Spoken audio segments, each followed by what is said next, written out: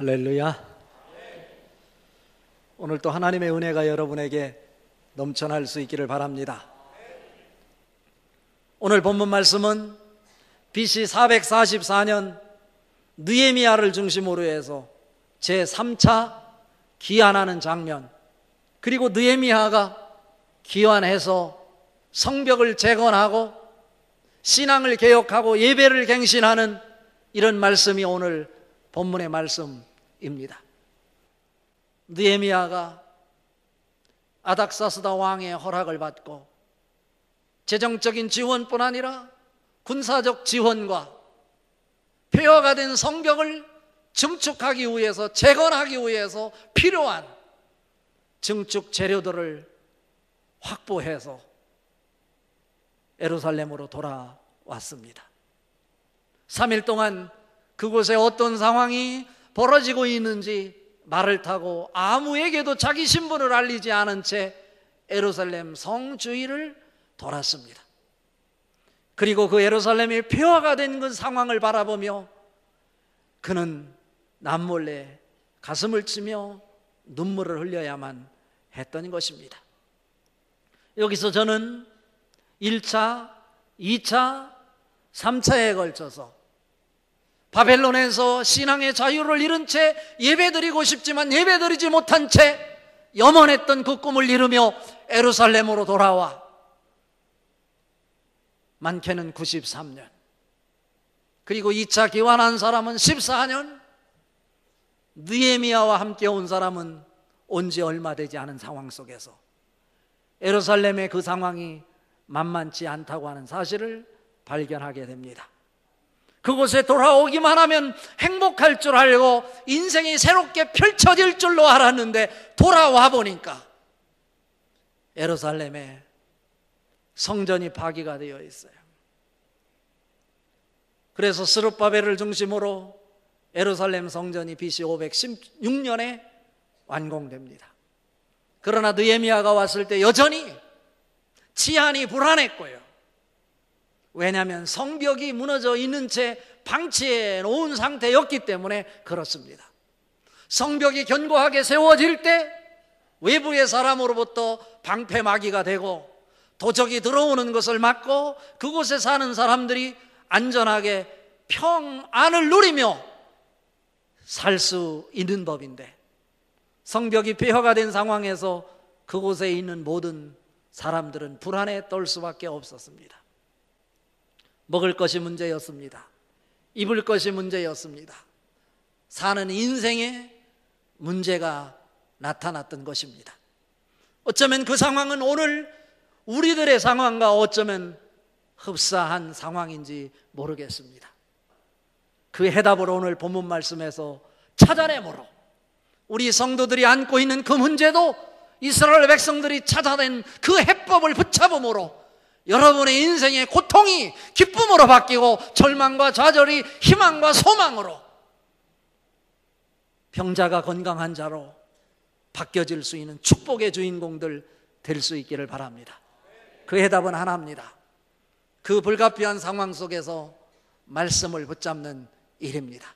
오늘 설교 제목이 말씀을 붙잡으라입니다.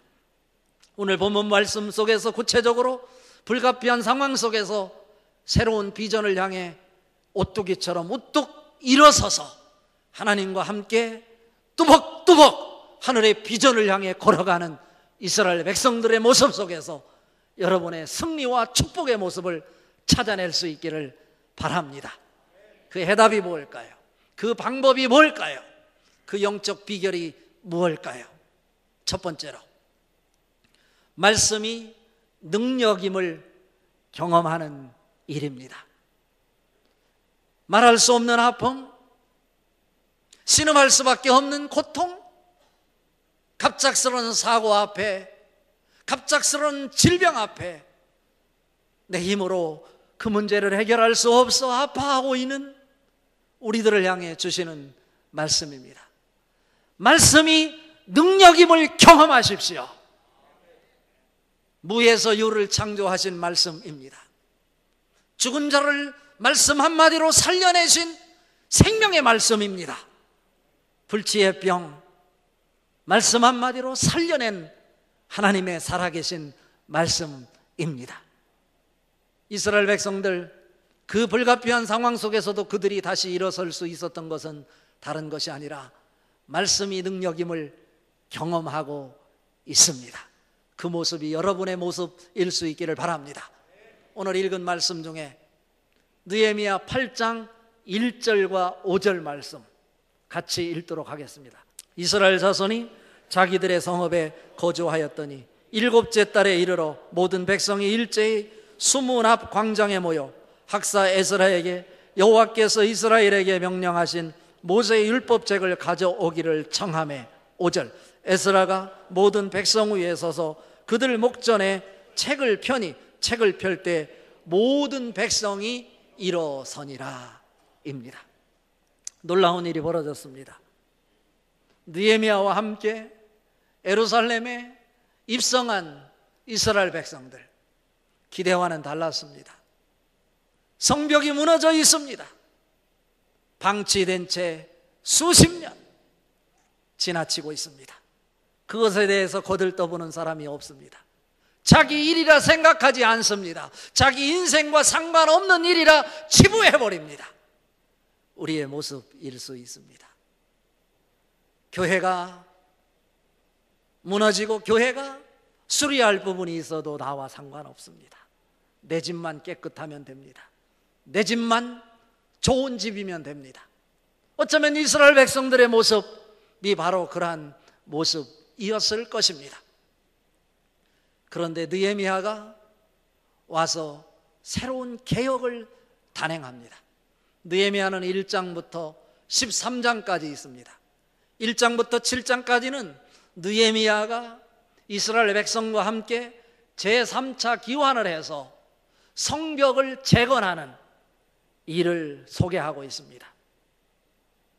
그리고 8장부터 13장까지는 성벽을 재건하고 나서 신앙의 개혁과 예배의 갱신을 하는 이 일들에 대해서 기록하고 있는 책이 바로 느헤미야서입니다.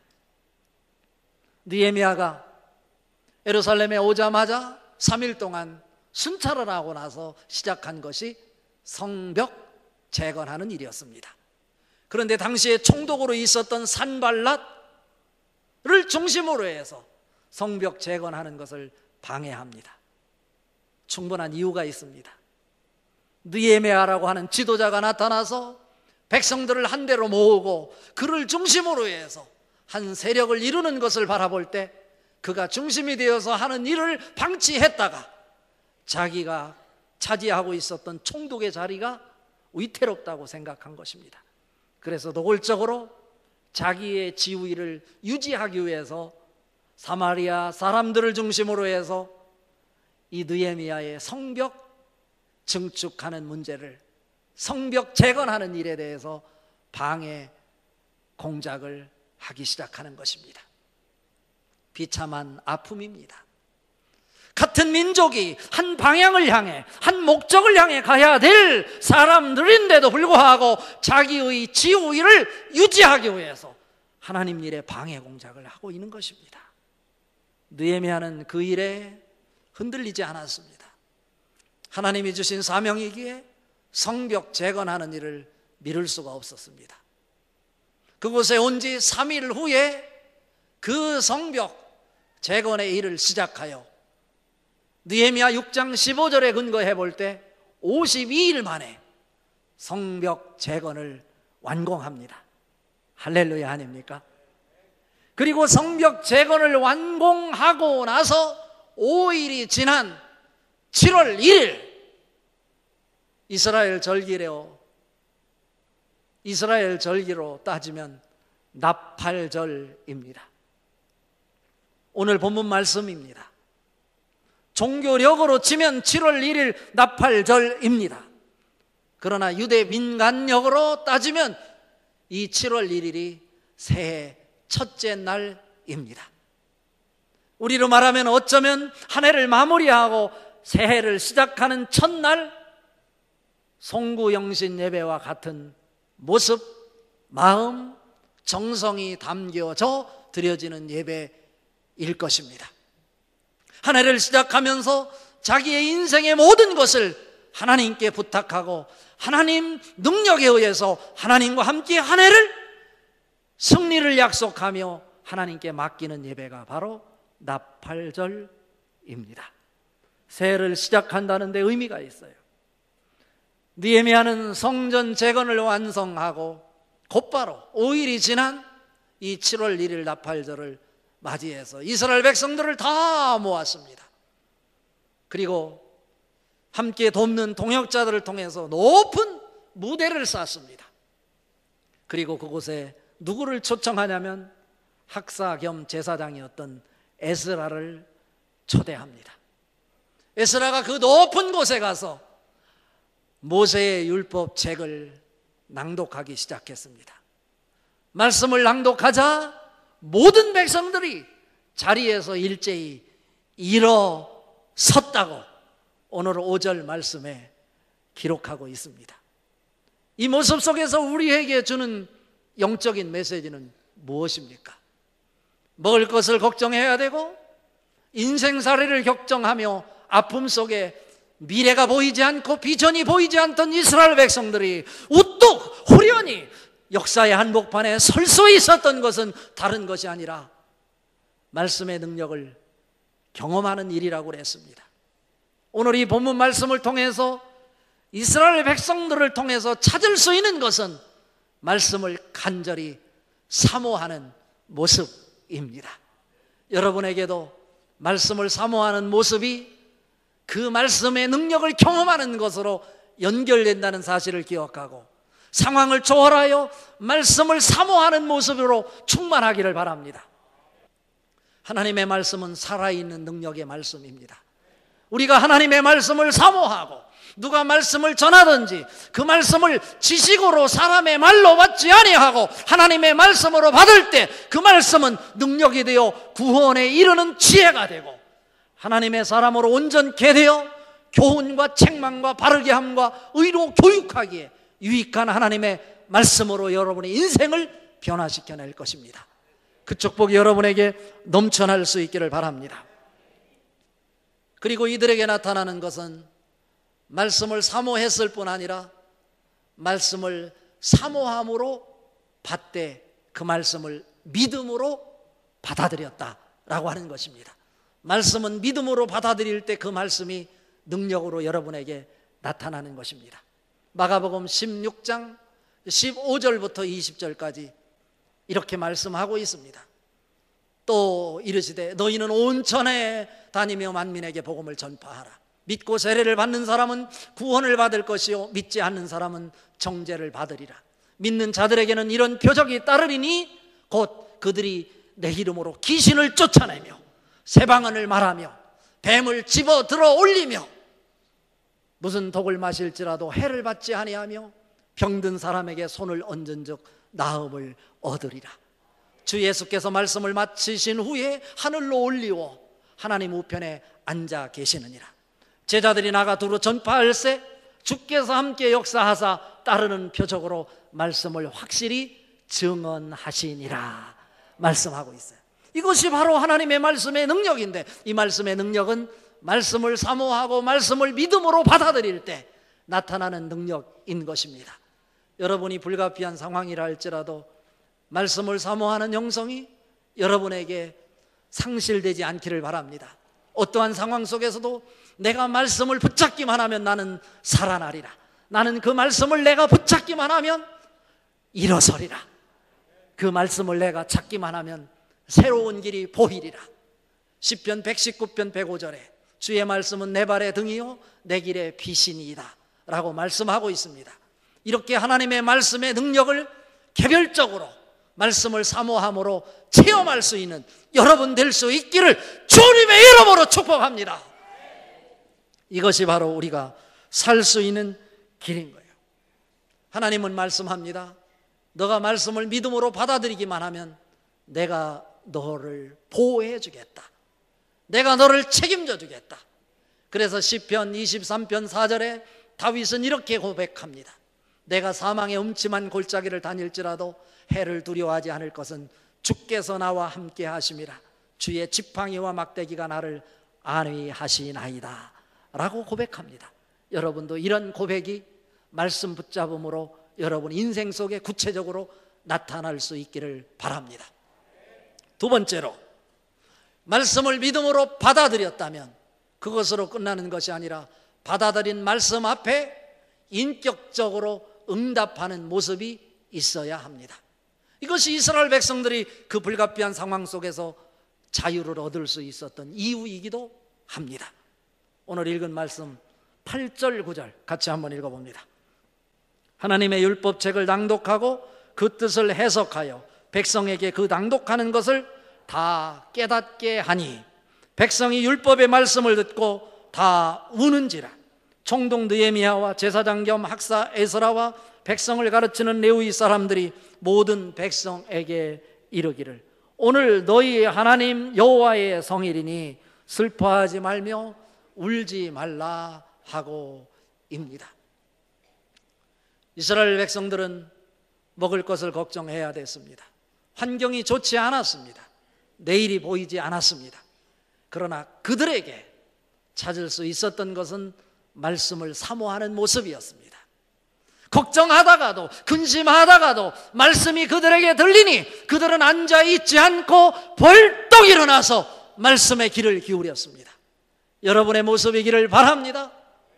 그럴 때 그 말씀이 단순히 말씀으로 끝난 것이 아니라 믿음으로 말씀을 받아들여질 때 그들의 가슴을 울렸습니다. 오늘 본문에 보니까 그들이 한 사람도 빼지 않고 그 말씀을 들은 사람 모두가 다 울었다고 성경은 기록하고 있습니다. 이 울음 자체가 말씀에 대한 인격적인 응답의 표시라고 할 수 있습니다.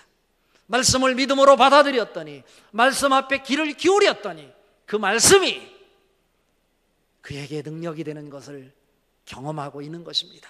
말씀을 듣는 동안 그들은 말씀 속에서 하나님이 우리를 이렇게 사랑하셨구나, 하나님의 사랑을 발견합니다. 그리고 말씀을 듣는 동안에 그동안 내가 살아오는 인생 여정 속에 이런 말씀이 있었는데 이 말씀과 상관없는 인생을 살았구나, 이제부터는 이 말씀대로 살아가리라. 자기의 잘못된 것을 처절하게 가슴을 치며 통곡하며 회개하는 모습이 그들 눈에서 진정성을 담은 눈물로 표현하는 것입니다. 여러분, 말씀을 단순히 듣는 거로 끝나지 않기를 바랍니다. 말씀이 여러분 앞에 들려질 때 그 말씀 속에서 하나님의 사랑을 발견하십시오. 그리고 내가 말씀대로 살지 못한 것을 회개하십시오. 오늘 본문 전반적인 상황을 볼 때 그들은 말씀을 듣고 곧 가서 12절에 말씀하고 있어요. 그들은 곧바로 그 말씀 앞에 순종하는 모습이었어요. 그리고 그 말씀 앞에 곧바로 가슴을 치며 통곡을 하며 눈에서 진정한 눈물을 쏟으며 회개하는 인생의 변화를 꾀하는 메타노이아로서의 회개가 무엇인지를 우리에게 보여주고 있는 것입니다. 내용은 하나님의 말씀입니다. 여러분, 나도 모르는 사이에 내 입술에서 불평이 나오거든 하나님의 말씀을 가까이 하십시오. 그리고 하나님 말씀을 묵상하십시오. 그리고 하나님의 말씀이 여러분 인생을 주도하게 하십시오. 그럴 때 불평은 사라지고 긍정의 사람으로 바뀌어지게 될 것입니다. 이것이 바로 말씀 앞에 인격적으로 응답하는 모습입니다. 오늘 말씀의 결론입니다. 그렇다면 오늘 결론은 말씀 안에서 즐거워하는 모습이 있어야 합니다. 자, 오늘 말씀 10절 말씀 같이 한번 읽어봐요. 10절 말씀 같이 읽습니다. 느헤미야가 또 그들에게 이르기를 너희는 가서 살찐 것을 먹고 단 것을 마시되 준비하지 못한 자에게는 나누어 주라. 이날은 우리 주의 성일이니 근심하지 말라. 여호와로 인하여 즐거워하는 것이 너희의 힘이니라 하고입니다. 여기서 주목할 부분이 있어요. 앞에서 읽은 9절에서도 너희 하나님 여호와의 성일이니 슬퍼하지 말며 울지 말라 했습니다. 말씀을 믿음으로 받아들이고 말씀 앞에 인격적인 응답이 있을 때 슬픔이 사라지는 줄 믿습니다. 근심이 사라지는 줄 믿습니다. 울음이 산산조각 나는 줄 믿습니다. 그런데 오늘 10절에서 또 말하는 거예요. 뭐라고 말씀하냐면 근심하지 말라. 근심의 상황입니다. 왜 근심하지 말라고 말합니까? 여호와로 인하여 기뻐하는 것이 너희의 힘이니라. 그러면서 하는 말씀이 이날은 우리 주의 성일이니 근심하지 말라라고 말하고 있어요. 여기에 두 가지 의미가 있어요. 하나는 결과를 바라보지 말고 우리에게 사랑을 주시고 구원을 주시고 새로운 비전을 주시고 기쁨을 주시는 하나님 자체를 기뻐하라고 하는 거예요. 그것이 너희에게 능력이다 라고 하는 말씀입니다. 그래서 시편 37편 4절에 말씀합니다. 또 여호와를 기뻐하라. 그가 내 마음의 소원을 이루어 주시리라 말씀하고 있습니다. 여러분 바라는 소원이 있으십니까? 그것을 이루거든 여호와 자신을 기뻐하십시오. 그럴 때 그가 너희의 소원을 이루어 주신다고 말씀하고 있습니다. 또 하나 의미가 있습니다. 여호와로 말미암아 기뻐하는 자가 되라, 이런 말씀입니다. 우리가 수고해서 기쁨을 얻을 수 있어요. 제가 적어왔는데요, 물질의 소유를 얻었을 때 우리는 기쁨을 얻을 수 있어요. 남편의 사업이 잘 됐을 때, 직장에서 승진했을 때, 자녀가 취직을 했을 때 우리는 기쁨을 얻을 수 있어요. 명예를 얻었을 때 우리에게 즐거움이 있을 수 있습니다. 그뿐입니까? 추천에 당첨되었을 때 기쁨이 있고요, 공직에 공무에, 그리고 작품전에 서예와 미술전에, 시인으로 작가로 음악 콩쿠르에 내가 뽑혔을 때 기쁨이 있어요. 농산물, 축산물, 그리고 개량 품종에 성공했을 때 이 기쁨, 즐거움은 이루 헤아릴 수 없어요. 그런데 오늘 말씀을 통해 우리에게 보여주는 것, 그것은 내가 노력하고 수고해서 내가 얻어내는 성취 속의 기쁨일 수 있어요.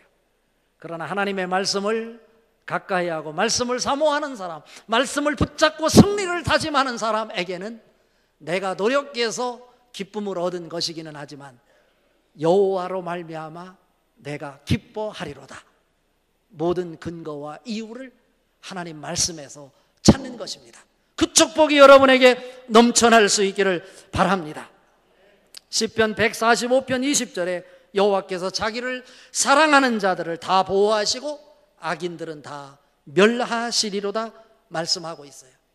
사랑하는 사람이 좋아하는 일이면 계산하지 않아요.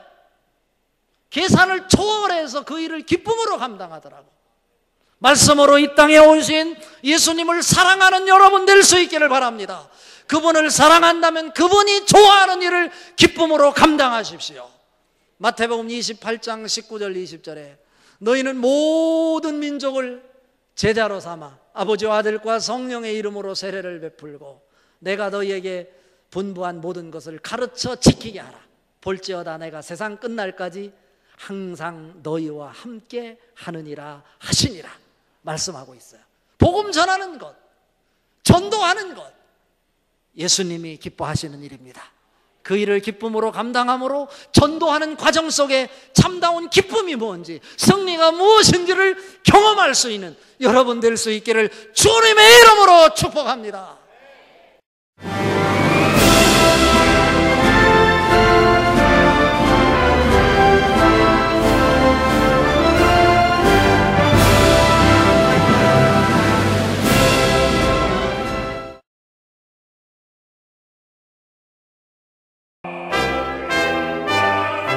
제18회 CBS 전국 청소년 음악 콩쿠르가 9월 9일 청주대학교에서 열립니다. 청소년 음악 콩쿠르는 초중고 대학 일반부로 나눠 피아노와 관악, 현악, 성악, 작곡 부문별로 재능을 겨루게 됩니다. 대상에는 문화체육관광부 장관상과 상금 500만 원이 주어지며 각 부문별 최우 수상에는 100만 원의 상금이 주어집니다. 신청은 14일부터 31일까지며 자세한 사항은 청주 CBS 총무국으로 문의하시기 바랍니다. 청소년 여러분의 많은 참가 바랍니다.